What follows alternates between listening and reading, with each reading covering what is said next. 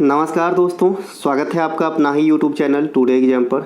दोस्तों जैसा कि हम लोग 30 सीरीज़ देख रहे हैं। 30 सीरीज कब स्टार्ट हुई थी सर? 1 मई 2024 को ही स्टार्ट हुआ था। 90 दिन का हमने टारगेट लिया था कि भाई ये 30 क्लास को समाप्त कर देंगे, लेकिन हम कहीं टारगेट से पीछे हैं समय के अभाव में। कोई बात नहीं, इस सप्ताह के अंत तक इसे हम समाप्त कर देंगे।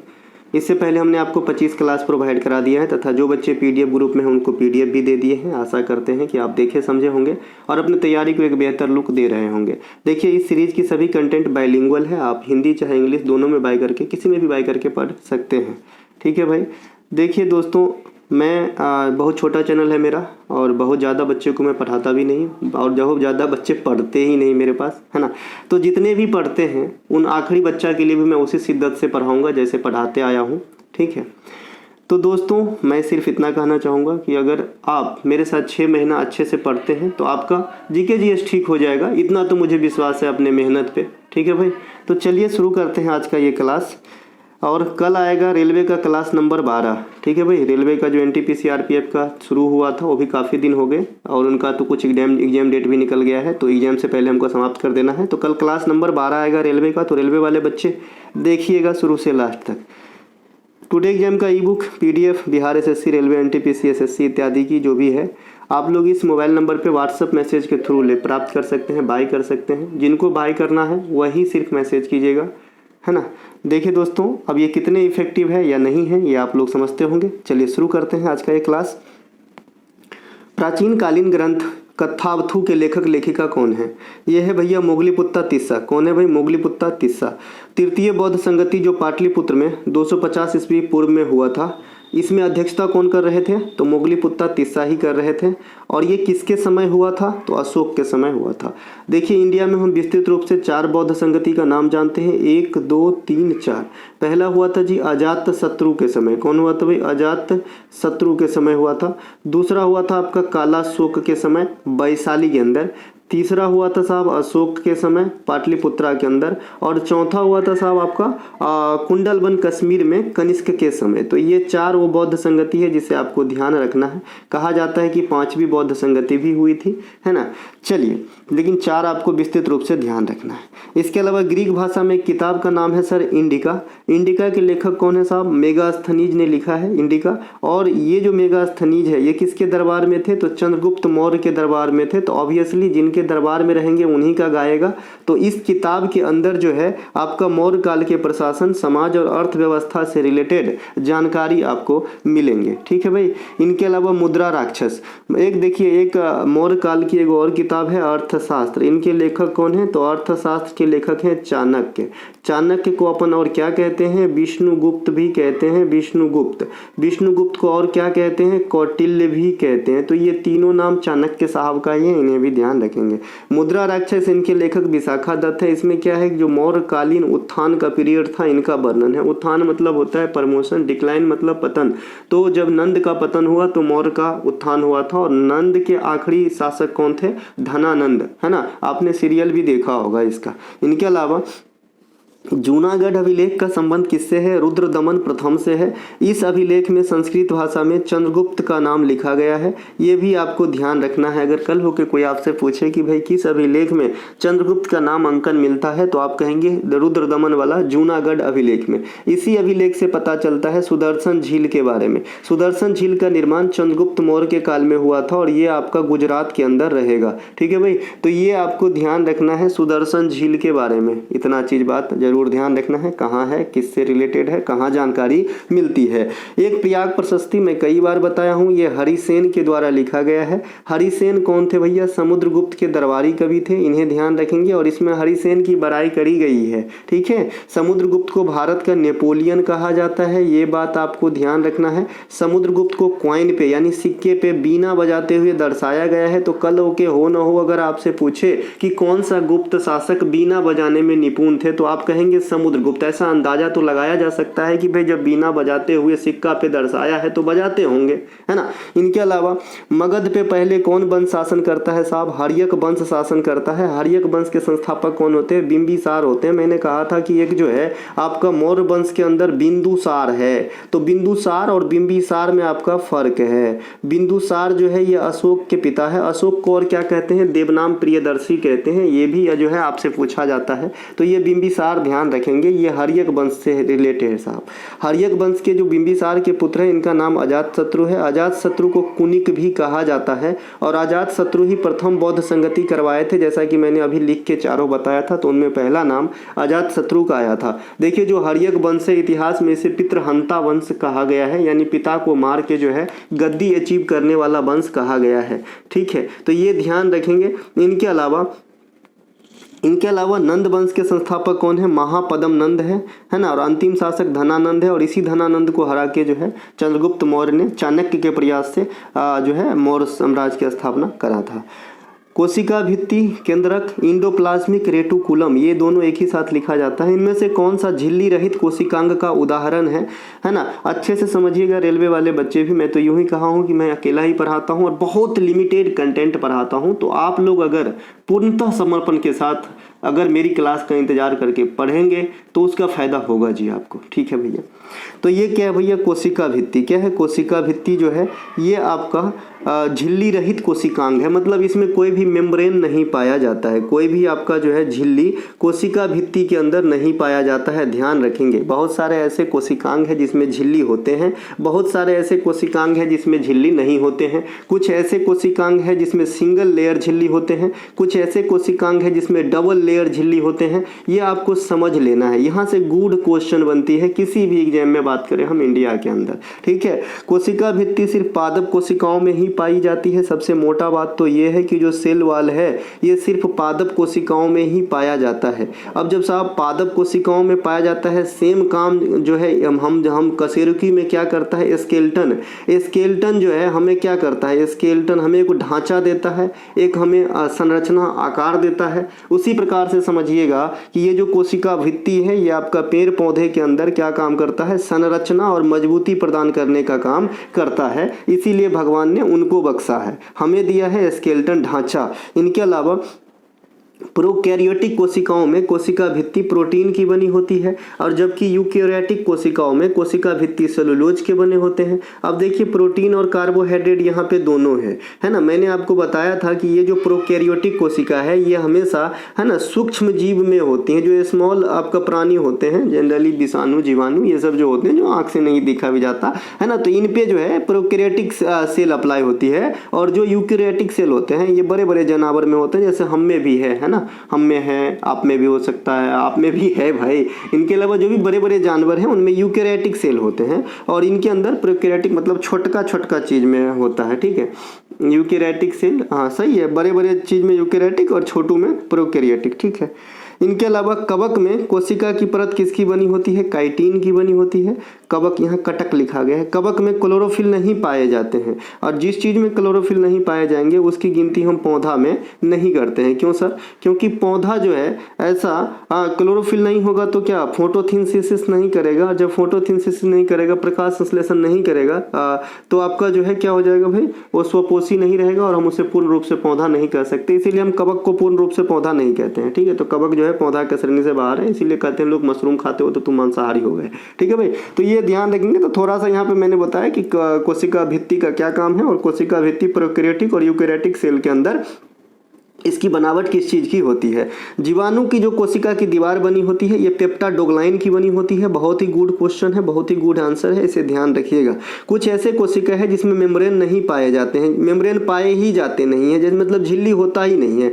ये कौन है भैया? कोशिका भित्ति, इसमें भी झिल्ली नहीं होते हैं। राइबोसोम, इसमें भी झिल्ली नहीं होते हैं। साइटोस्केलेटन, इसमें भी झिल्ली नहीं होते हैं। तो ये विदाउट मेम्ब्रेन वाला जो है कोशिकांग है। आप इसी एक अंग को कोशिका नहीं कह सकते। जैसे राइबोसोम को आप कोशिका नहीं नहीं कर सकते हो, बिकॉज कोशिका के बहुत सारे पार्ट होते हैं जिसे हमने कोशिकांग नाम दे दिया है। क्या नाम दे दिया भाई? कोशिकांग नाम दे दिया गया है कि भाई कोशिका के पार्ट को कोशिकांग कहते हैं। और कोशिकांग कई होते हैं, mitochondria, ribosome, lysosome, Golgi body, जो भी है ना। चलते हैं आगे। माइटोकॉन्ड्रिया, केंद्रक इत्यादि में दोहरी झिल्ली पाई जाती है। अब हम अभी बताए थे कि कुछ में झिल्ली नहीं होती है, कुछ में झिल्ली होती है, कुछ में एकल होती है, कुछ में मतलब दोहरी वाली होती है, ये आपको देखना है। तो यहाँ पे जो है माइटोकॉन्ड्रिया और केंद्रक, ये मेजर अंग है आपका कोशिका का, है ना, मेजर कोशिकांग कह सकते हैं इसके। केंद्रक तो में बहुत सारा जानकारी स्टोर होता है, डीएनए भी रहता है, माइटोकॉन्ड्रिया में भी डीएनए रहता है, और ये सबसे मेजर आप कह सकते हो कोशिकांगों में। तो इनमें दोहरी झिल्ली होती है, ठीक है। कोशिकांग का उदाहरण है, दोहरी झिल्ली का उदाहरण है, जबकि लाइसोसोम सिंगल झिल्ली का उदाहरण कोशिकांग है। तो आप कैसे याद रखेंगे? जो ज़्यादा महत्व के हैं उनको डबल प्रोटेक्शन दिया गया है। तो भाई केंद्रक, माइटोकॉन्ड्रिया बहुत महत्व के चीज होते हैं, तो इनको डबल वाली झिल्ली में है, और जो आत्महत्या की थैली है वो छोटू मतलब सिंगल झिल्ली में है, यानी लाइसोसोम। इनके अलावा माता जी, कोशिका में पाए जाने वाली तरल पदार्थ को जीव द्रव कहकर पुकारने वाले जो वैज्ञानिक थे उनका नाम है पुरकिंजे। क्या नाम है? पुरकिंजे। आपसे पूछा जाता है कि कोशिका द्रव का नाम देने वाले कौन है, तो भाई आप कहते हो पुरकुंजे, है ना। इसे ध्यान रखेंगे। बाद बाकी हम कोशिका की खोज किसने किया, लाइव कोशिका की खोज किसने किया, कोशिका का जो आपका सेल डिवीजन है वो किसने देखा, है ना, सबसे पहले किसने किया, प्रकाश संश्लेषण में डीएनए का संश्लेषण किस, प्रयोगशाला में डीएनए का संश्लेषण किसने किया, डीएनए को कौन खोजा, ये सब की सब बात हमने क्लास में कई दफा कर लिया है। इनके अलावा आज़ादी के तुरंत बाद, है ना, किस खेल में ओलंपिक पदक प्राप्त किया था भारत, तो आप कहोगे हॉकी खेल के अंदर। आज़ादी के तुरंत बाद हॉकी खेल के अंदर भारत को पदक मिला था, तो ये भी आपको ध्यान रखना है। इनके अलावा ये रहा हमारी ई बुक का जो है लुक है, आप लोग ले सकते हैं, ये मोबाइल नंबर पे है। अब इफेक्टिव कितना है ये सब तो आप लोग भी जानते होंगे। चलिए, इनके अलावा 1948 ग्रीष्मकालीन ओलंपिक में भारत में स्वर्ण पदक प्राप्त किया था हॉकी खेल के अंदर, 1948 वाला। तो आज़ादी के बाद जस्ट 1948 वाला ओलंपिक ही होती है। आपको याद होगा कि इससे पहले 2 ओलंपिक नहीं भाग लिया था भारत विश्व युद्ध के कारण, 44 वाला और उससे पहले वाला भी, ठीक है। इनके अलावा अब तक भारत फील्ड हॉकी पुरुष में ओलंपिक खेल में 8 गो गोल्ड अकेले जीते हैं, और टोटल गोल्ड अपने पास ओलंपिक के अंदर 10 ही है, जिसमें 2 गोल्ड का और नाम बता दीजिएगा आप लोग, कॉमेंट कर दीजिएगा कि 2 गोल्ड और कौन कौन जीते हैं, है ना। शॉर्ट नाम भी लिख सकते हैं, है ना, जिसका जैसे मान लीजिए रामचरण मिश्रा, तो आप RCM भी लिख सकते हैं। वैसे ही बताइएगा कि कौन 2 गोल्ड और जीते हैं, थोड़ा सा याददाश्त तो देखूंगा भाई। पहला स्वर्ण पदक 1928 में ओलंपिक में एम्स्टर्डम ओलंपिक में जीते थे, और आखिरी स्वर्ण पदक 1980 में हॉकी खेल के अंदर आया था, ठीक है। 2024 पेरिस ओलंपिक में फील्ड हॉकी में भारत ने ब्रांज मेडल जीता है, इसे भी ध्यान रखेंगे। 2024 में भारत को कुल 6 पदक मिले हैं, जिनमें से 5 गो रजत है और 1 गो जो है आपका माफ़ कीजिएगा 5 गो ब्रॉन्ज है और 1 गो रजत है ना, उल्टा ही हो गया था। 1952 में केडी यादव के द्वारा आज़ादी के बाद पहला व्यक्तिगत पदक ओलंपिक में जीता गया था। आज़ादी के बाद अगर पहला व्यक्तिगत, है ना, पदक की बात करें तो केडी यादव साहब ने जीते थे कुश्ती खेल के अंदर, और ब्रांज मेडल के रूप में आया था। तो ये ओवरऑल भारत के लिए, यानी आज़ाद भारत के लिए ओवरऑल व्यक्तिगत पदक जीतने वाले प्रथम भारतीय हैं। इससे पहले अगर बात करें, अगर आज़ादी की बात हटा दिया जाए तो सबसे पहले जब पहला ओलंपिक में भारत भाग लेना स्टार्ट किया था, ये 1900 में पेरिस में हुआ था ओलंपिक, और वहाँ पे भाग लिए थे अपना नॉर्मन प्रीजार्ड, है ना, नॉर्मन प्रीजार्ड, नॉर्मन नाम है इसका, नॉर्मल नाम नहीं है इसका, नाम है नॉर्मन प्रीजार्ड। तो ये जो लिए थे भाग, तो इन्होंने 2 पदक दिलाए थे जी, दोनों रजत दिलाए थे। तो व्यक्तिगत रूप से तो ये भी हो गए, लेकिन आज़ादी के बाद कहेगा तो ये वाला होगा। और अगर पहला व्यक्तिगत कहता है और ऑप्शन में नॉर्मन प्रीजार्ड है, ये नहीं है, कई बार ये भी देखा गया है, तो डायरेक्ट आंसर आपका जो है केडी यादव ही होता है। बातों को घर पे समझ लेना सही रहता है। भारत के लिए पहला ओलंपिक पदक नॉर्मन प्रीजार्ड, जो 200 मीटर की दौड़ में और 200 मीटर हर्डल रेस में जीते थे 1900 में। निशानेबाजी में पहला पदक भारत को कब आया था? 2004 में आया था। इससे पहले निशानेबाजी में कोई भी पदक नहीं दिलाया था इंडिया को। निशानेबाजी में मेजर राजवर्धन सिंह राठौर ने दिलाया था पहला पदक, और पहला व्यक्तिगत रजत जीतने वाले भी मेजर राजवर्धन सिंह राठौड़ भी है, इन्हीं के नाम है। भारत का टेनिस खेल में पहला पदक 1996 में एटलांटा ओलंपिक में लिएंडर पेस के द्वारा जीता गया था ब्रांज मेडल के रूप में। तो इसे भी ध्यान रखेंगे, अगर कल हो के आपसे कोई पूछता है कि भाई भारत को जो है टेनिस में पहला पदक कौन से खिलाड़ी ने दिलाया था, है ना, तो अपन सानिया मिर्जा नहीं मारेंगे, अपन मारेंगे लिएंडर पेस, ठीक है। इनके अलावा बॉक्सिंग खेल में, एक सेकेंड, ये क्यों कर सक रहा है भाई, एक सेकेंड। बॉक्सिंग खेल में भारत को पहला पदक 2008 में चीन ओलंपिक में विजेंद्र सिंह ने दिलाया था। तो ये भी ध्यान रखेंगे, बॉक्सिंग में ना, बॉक्सिंग हाथ में ऐसा पहन के नहीं क्या खेलते हैं बॉक्सिंग अपन, है ना, अपन नहीं खेलते, मैं तो खेल ही नहीं सकता। तो ये जो है आपका 2008 में विजेंद्र सिंह के द्वारा पहली बार बॉक्सिंग के अंदर पदक आया। इसके अलावा जेवलिन थ्रो में पहला पदक 2020 में डायरेक्ट नीरज चोपड़ा के द्वारा और डायरेक्ट मैक्सिमम वाला आया, यानी गोल्ड आया था, ठीक है। ये पिछला ओलंपिक का एकमात्र गोल्ड था, ये वाला ओलंपिक में हम बिना गोल्ड के ही आए हैं। इनके अलावा भारत वेट लिफ्टिंग में पहला पदक कर्नो मलेश्वरी 2000 सिडनी ओलंपिक में जीती थी। तो इससे 3-4 रिकॉर्ड बन गई है। जैसे मान लीजिए कि वेट लिफ्टिंग में पहला पदक किसने जीता ओवरऑल, तो भाई उसमें मीराबाई चानू भी रहेगा, कर्नो मलेश्वरी भी रहेगा, तो कर्नो मलेश्वरी आंसर करना है, क्योंकि ओवरऑल यही मैडम ने पहली बार जीती थी और प्रथम महिला भी है कि ओलंपिक में पदक जीती थी। इस भी होती है 2000 ओलंपिक होता है, सिडनी पदक होता है, ब्रॉन्ज मेडल खेल होता है वेट लिफ्टिंग। बैडमिंटन खेल में पहला पदक भारत को जो है 2012 के ग्रीष्मकालीन ओलंपिक में मिला था बैडमिंटन खेल में साइना नेहवाल के द्वारा। साइना नेहवाल का कोई किताब है, इनका नाम कोई बता दे बच्चा, तो मैं समझूं कि आप याद रखते हो। मैं थोड़ा सा हिंट देता हूं, है ना, प्लेइंग टू विन, है ना, पहले एक हिंट देता हूं, प्लेइंग टू विन, है ना, और एक playing it my way, ace against odds, ये 3 ही किताब का नाम है। बताइएगा कि इनमें साइना नेहवाल जी की किताब कौन सा है, ठीक है। भारत को अब तक एथलीट हॉकी, देखिए भारत को अगर कल होके बहुत ज़्यादा अगर मतलब आपको जो है क्वेश्चन डीप से कहीं कोई पूछे कि भाई भारत को निम्नलिखित में से किस खेल में ओलंपिक में कभी पदक नहीं मिला है, तो ये जो है आपका एथलीट में मिला है, हॉकी में मिला है, कुश्ती में मिला है, टेनिस में मिला है, शूटिंग में मिला है, बॉक्सिंग में मिला है, जेवलिन थ्रो में मिला है, वेट लिफ्टिंग में मिला है और बैडमिंटन में मिला है। 2 2 4 2 6 2 8 1 9 खेल में मिला है। इसके अलावा हो सकता है कबड्डी डाल दे, हो सकता है कि भाई क्रिकेट डाल दे, तो आपको ऑप्शन छांटना है, तो याद रहेगा तब ना जी कि कौन कौन में मिला है, कौन में नहीं मिला है, ठीक है। इसके अलावा अगस्त 2023 में लिखी गई आत्मकथा pitch side my life in Indian cricket के लेखक कौन है? अब इस किताब, ये लेटेस्ट वर्जन की किताब है, तो ये आपका अमृत माथुर है। कौन है भाई? अमृत माथुर है, ये ध्यान रखेंगे। इनके अलावा प्लेइंग इट माई बे, ये काफ़ी पॉपुलर किताब है, आप सभी को पता है ये किनके किताब है, तो ये सचिन तेंदुलकर साहब की किताब है प्लेइंग इट माई बे, तो सचिन तेंदुलकर आंसर लगा देंगे। इनके अलावा सचिन तेंदुलकर साहब की भारत रत्न वाली जो ईस्वी है वो आपको जरूर ध्यान रखना है, काम के चीज़ होते हैं 2013 बाई 2014। 2013 कब आंसर लगाना है, 2014 कब आंसर लगाना है, अच्छे से बता दिया हूं कि देखिए सचिन तेंदुलकर साहब जब अपनी संन्यास की घोषणा करते हैं वो 2013 का समय होता है, अंतिम पीरियड होता है, तो 2013 में इनको जो है भारत रत्न दिए जाने की घोषणा की जाती है, लेकिन इनको हैंड रिसीव होते हैं 2014 में। तो दोनों में से कैसा क्वेश्चन पूछ रहा है डिपेंड करता है कि लैंग्वेज के अनुसार हमें ईस्वी कौन सा सिलेक्ट करना है। 281 एंड बियॉन्ड के लेखक कौन है भाई? BVS लक्ष्मण है। कौन है? BVS लक्ष्मण 281 और बियॉन्ड के लेखक हैं, इन्हें ध्यान रखेंगे। इनके अलावा आई हैव द स्ट्रीट कुट्टी क्रिकेट, ये रविश्चंद्रन अश्विन से जुड़ा किताब है ना। इनमें जो है आपका किसकी जिक्र है? रविश्चंद्रन अश्विन की, तो इन्हें ध्यान रखेंगे। सिद्धार्थ मोघा साहब इसमें जो है मदद किए हैं। The test of my life Yuvraj Singh की किताब है, इनकी बीमारी वाली पीरियड में लिखा गया।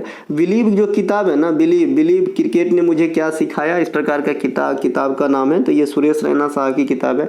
सुरेश रैना से क्या एक रिकॉर्ड बताया हूँ कि T20 क्रिकेट में इंटरनेशनल स्तर पर पहला शतक सुरेश रैना ने ही लगाया था। इसका मतलब T20, ODI और टेस्ट क्रिकेट, ये तीनों में इंटरनेशनल शतक लगाने वाले पहले वीर कौन है क्रिकेटर? तो सुरेश रैना है। अच्छे बच्चे जिनको मालूम नहीं होगा कभी सुरेश रैना को टिक नहीं करेगा। इनके अलावा a century is not enough के लेखक कौन है? सौरभ गांगुली साहब है, दादा है, इन्हें ध्यान रखेंगे। इनके अलावा अगला प्रश्न है कि किस मुगल बादशाह ने ईस्ट इंडिया कंपनी को 1717 ईस्वी के दौरान बंगाल तथा आसपास के क्षेत्र में व्यापार में में अधिक से अधिक छूट प्रदान करने वाली एक फरमान जारी की थी, जिसे ईस्ट इंडिया कंपनी के लिहाज से कंपनी का मैग्ना कार्टा कहा जाता है।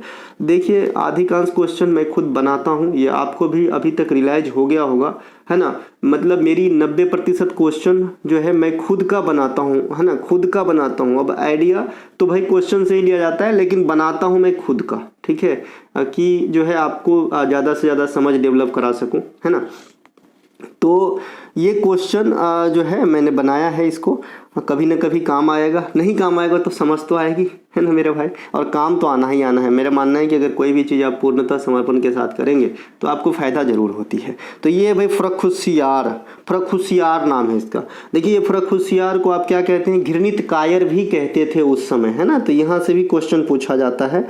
1717 ईस्वी में ईस्ट इंडिया कंपनी का एक अधिकारी जिनका नाम जॉन सरमन था, ये फर्रुखसियार के दरबार में आए थे, जहां उन्हें एक फरमान के जरिए बंगाल में मुक्त व्यापार करने का अनुमति मिल गई, और वो जो अनुमति पत्र मिला उसे ईस्ट इंडिया कंपनी का मैग्ना कार्टा कहा जाता है। श्रीमान जी, भारत का मैग्ना कार्टा किसे कहा जाता है?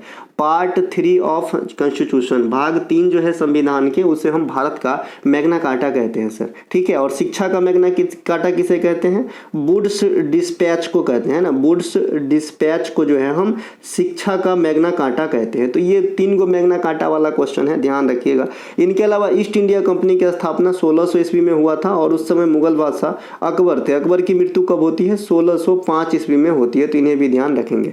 ईस्ट इंडिया कंपनी को जो व्यापारिक अधिकार पत्र दिए थे, ये महारानी एलिजाबेथ प्रथम ने 31 दिसंबर 1600 ईस्वी को प्रदान किए थे, तो ये भी आपको ध्यान रखना है। इनके अलावा अंग्रेजों ने अपनी पहली फैक्ट्री कहाँ पे खोली थी? सूरत के अंदर खोली थी। दक्षिण भारत की पहली फैक्ट्री कहेगा तो मसूलीपट्टनम होगी 1611 में, और बंगाल में हुगली नदी के किनारे प्रथम फैक्ट्री कहेगा तो 1651 में हुगली नदी के किनारे होगा, ठीक है भाई। इनके अलावा इस फैक्ट्री का जो आपका निर्माण है हुगली में 1651 में, वो शाह सूजा के काल में हुआ है, इन्हें भी ध्यान रखेंगे, ठीक है, इन्हें भी ध्यान रखेंगे। इनके अलावा Fort Saint George White Town, है ना। अब ये क्या है मैं बताता हूँ कि फोर्ट सेंट जॉर्ज जो है, अंग्रेजों को जब व्यापार करने इत्यादि की जब अधिकार प्राप्त हुआ, तो इन्होंने धीरे धीरे टांग पसारना स्टार्ट करा, तो इन्होंने जो है किला का निर्माण करवाया, जिसे व्हाइट टाउन या सेंट फोर्ट जॉर्ज कहा जाता है। ये आपका चेन्नई के अंदर है। 1640 में इसका निर्माण हुआ था, और यह अंग्रेजों द्वारा निर्मित भारत में पहला किला माना गया है ना। इनके अलावा जंजीरा का किला, ये भी काफ़ी पॉपुलर है, और ये अरब सागर में है। ये इसलिए पॉपुलर है कि इस पर आज तक कोई भी अधिकार नहीं जमा पाया, तो इसलिए पॉपुलर है ये, ठीक है। ये आपका अरब सागर में स्थित है। अरब सागर कौन से महासागर का भाग है सर? एक एक कमेंट ड्रॉप कर देंगे, कौन से महासागर का भाग है सर? अरब सागर कौन से महासागर का भाग है सर, है ना, बताइएंगे आप लोग। तो ये जो है जंजीरा का किला अरब सागर में है, और अरब सागर के सहारे भारत में कौन सा तट होता है? पश्चिमी तट। और पूर्वी तट किसके सहारे होता है? बंगाल की खाड़ी, बे ऑफ बंगाल के सहारे। भारत में स्थित सबसे पुराना चर्च और मस्जिद, ये दोनों के दोनों कहाँ पे है? केरला के अंदर है, जहाँ चर्च का नाम सेंट थॉमस, वहीं मस्जिद का नाम है शेख चिरामन जुमा मस्जिद। ये दोनों के दोनों जो है सबसे ओल्डेस्ट है चर्च में और मस्जिद में। तो कहाँ पे है, कहाँ मिलेगा? केरल में मिलेगा। देखिए मैंने अभी कुछ दिन पहले जो करंट अफेयर का मेगा वीडियो बताया था, वहाँ बताया था आपको कि भाई केरल जो है ना अपने राज्यों का नाम में संशोधन करने के लिए विधेयक पास कर रहा है वहाँ के विधानसभा में। तो वहाँ की विधानसभा में जब ये विधेयक पास हो जाएगी तो उसका नाम क्या हो जाएगा? केरल का। तो केरल का नाम बदलने के बाद केरलम हो जाएगा। क्या हो जाएगा? केरलम। क्या हो जाएगा भैया? केरलम, है ना। तो इन्हें भी ध्यान रखेंगे बाद में कि केरल को मसाले का बगीचा कहा जाता है, केरल को अपन साइलेंट वैली के लिए जानते हैं, केरल को अपन मोहिनीअट्टम और कथकली के लिए जानते हैं, केरल को अपन ओनम के लिए जानते हैं, स्नेक बोट रेसिंग के लिए जानते हैं, है ना। केरल को अपन कुटियाट्टम के लिए भी जानते हैं। वेरी गुड, टटकुटियाट्टम भी होता है केरल के अंदर, है ना, ध्यान रखेंगे। केरल को अपन, एक क्वेश्चन और आता है कि भाई सबसे ज्यादा साक्षर राज्य तो केरल है।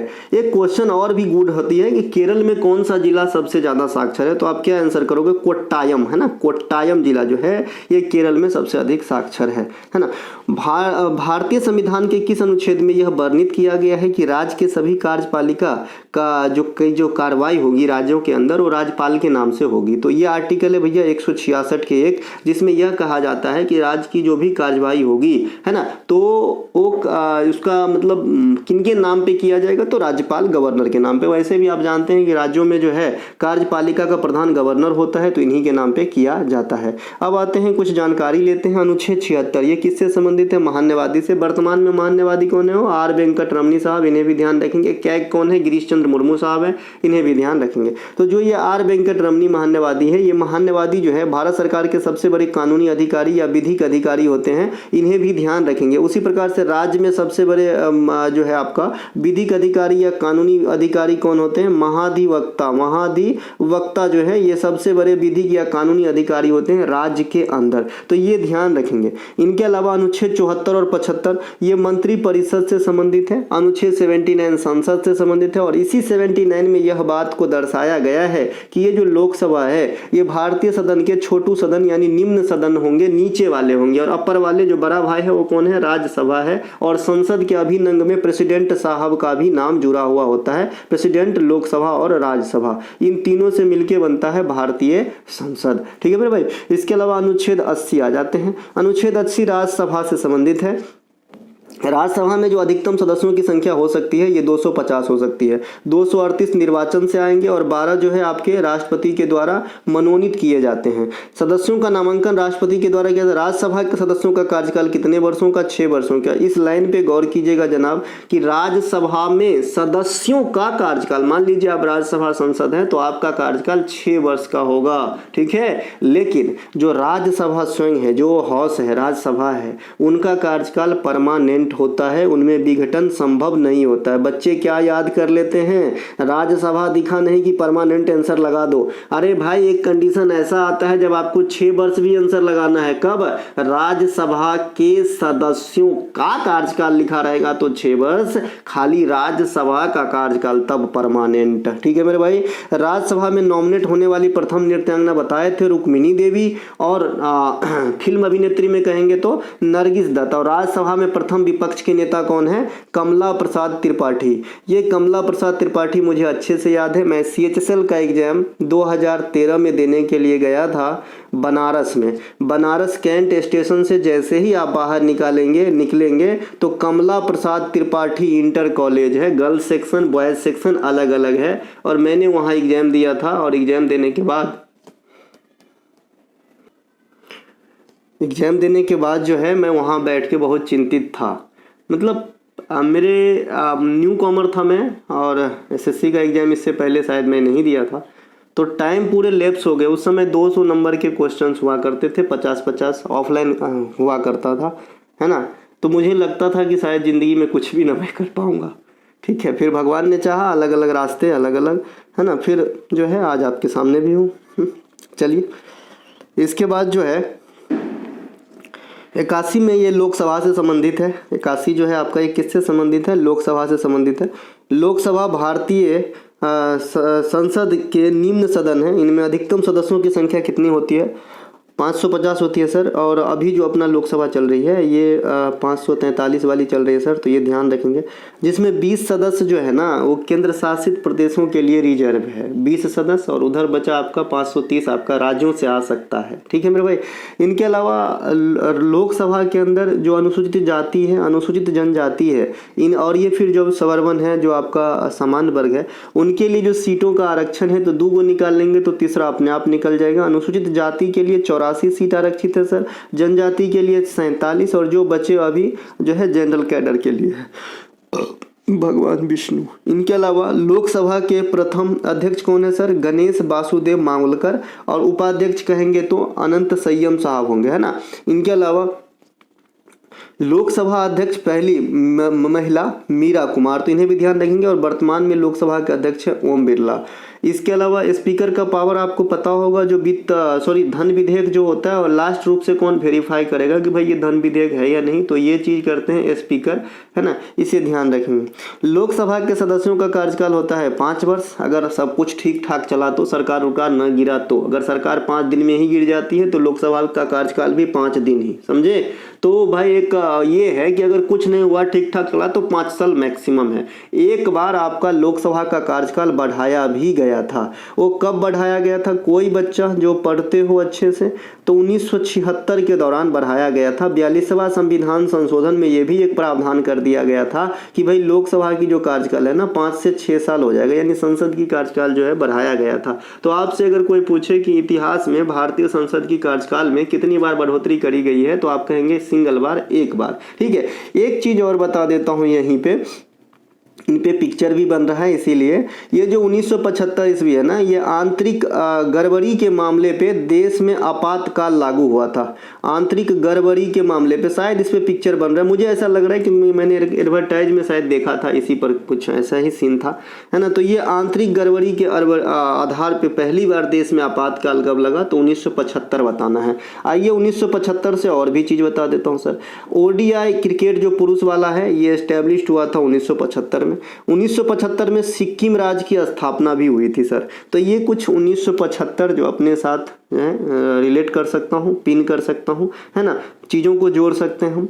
इनके अलावा लोकसभा में बता दिए थे। इनके अलावा भारतीय संविधान के अनुच्छेद 75(3) के अनुसार केंद्रीय मंत्री परिषद जो है, जो केंद्र की मंत्री परिषद है, वो आर्टिकल 75(3) कहता है कि वो सामूहिक रूप से जो है लोकसभा के प्रति जिम्मेवार होगा, और व्यक्तिगत कहेगा तो प्रेसिडेंट के प्रति हो जाएगा, है ना। इनके अलावा एक सेकेंड सर, ये बता दिए सर। इसके अलावा जो है 164 के 2 राज्यों के मंत्रिपरिषद विधानसभा के प्रति जिम्मेवार है। अनुच्छेद 85 लोकसभा भंग करने की शक्ति राष्ट्रपति को देते हैं। अनुच्छेद 78 के अनुसार प्रधानमंत्री राष्ट्रपति को मंत्रिपरिषद से लिए गए निर्णय की जानकारी राष्ट्रपति को सौंपते हैं, ये ध्यान रखना है। इनके अलावा संघ की कार्यकारी शक्ति के विस्तार के बारे में उपबंध जो है अनुच्छेद 73 में है, तो ये भी आपको ध्यान रखना है। अनुच्छेद 75 के अनुसार मंत्रिपरिषद सामूहिक रूप से लोकसभा के प्रति जिम्मेवार होता है। यहाँ पे 75 का 3 कर लीजिएगा, ठीक है, जैसा कि ऊपर में मैंने आपको बताया था। 75 का कहीं पे 3 लिख के बताया था क्या? हाँ, इधर लिख के बताया था। सीधे सीधे 75 का 3 जो है आंसर कीजिएगा, खाली 75 में गड़बड़ आ जाएगा। बैडमिंटन खेल में कॉर्क की वजन कितनी होती है? 4.74 से 5.5 ग्राम तक हो सकती है कॉर्क की वजन, तो इन्हें भी ध्यान रखेंगे। बैडमिंटन की खेल की मैदान 13.40 मीटर होती है या 44 फीट होती है। बैडमिंटन खेल की चौड़ाई जो है एकल प्रतियोगिता के लिए 17 फीट और डबल प्रतियोगिता के लिए 20 फीट होता है। तो जो एकल और डबल है, लंबाई दोनों में सेम रहती है, डबल और सिंगल के लिए चौड़ाई बदल जाती है, ठीक है। इनके अलावा बैडमिंटन में इस्तेमाल होने वाली नेट की जो चौड़ाई है, जितनी बैडमिंटन की फुल चौड़ाई होती है ना, उतना ही होती है, 20 फुट। नेट की ऊंचाई 2 फीट 6 इंच होती है। एक बैडमिंटन कोर्ट में कितने सर्विस एरिया होते हैं? 4 सर्विस एरिया होते हैं। बैडमिंटन खेल में पीला, लाल तथा काला कार्ड का इस्तेमाल किया जाता है। जहां पीला कार्ड का इस्तेमाल होता है वहां सिर्फ चेतावनी होती है अगर एम्पायर से नोकझोंक हुआ है तो, है ना। लाल कार्ड का मतलब होता है खेल भावना को कमतर आंकने के लिए सजा, और ब्लैक कार्ड का मतलब होता है अयोग्य घोषित करना और खेल से बाहर कर दिए जाते हैं। बैडमिंटन में इस्तेमाल होने वाली पोल की ऊंचाई जमीन लेवल से 1.55 मीटर होती है। लेकिन अगर यही जो आपका नेट होता है, अगर बीच में आपसे कहे ना बैडमिंटन में इस्तेमाल वाले नेट का निचला हिस्सा तो जमीन से 5 फुट ऊपर होता है। ये कैसे होता है? क्योंकि बीच में थोड़ा सा झुका हुआ होता है, इसीलिए आप देख रहे हैं यहाँ पे 1.55 मीटर से घट के 1.52 मीटर हो जाता है। किनारे में थोड़ा ऊंचा होता है। इनके अलावा बैडमिंटन से संबंधित थॉमस कप पुरुष बैडमिंटन, उबेर महिला बैडमिंटन, एनोक्स cup, Narang cup, Amrit Dewan cup, Agarwal cup, Chadha cup इत्यादि। बैडमिंटन में इस्तेमाल होने वाले शब्द drive, drop shot, deuce, double side line, double fold, base line, centre line, clear, ये सब जो है आपका बैडमिंटन में इस्तेमाल होने वाला शब्द है, ठीक है। इसे भी ध्यान रख लीजिएगा। अगला प्रश्न है कि ओजापाली तत्व किस शास्त्रीय नृत्य से संबंधित है? तो ये सत्रिया से। आकिया, भोना, ओजापाली, ये तीनों के तीनों शब्द जो है सत्रिया नृत्य में, है ना, आप इस्तेमाल करते हैं, तत्व हैं। इनके अलावा वर्तमान अर्धशास्त्रीय नृत्य में वर्तमान 8 शास्त्रीय नृत्य में सबसे नवीन शास्त्रीय नृत्य का दर्जा संगीत नाटक अकादमी के द्वारा सत्रिया नृत्य को प्रदान किया गया है। नृत्य का प्रतिपादन वैष्णव संत शंकर देव को माना जाता है प्रतिपादक। इस नृत्य को शास्त्रीय नृत्य का दर्जा 2000 ईस्वी में दिया गया था, तो इसे भी ध्यान रखेंगे।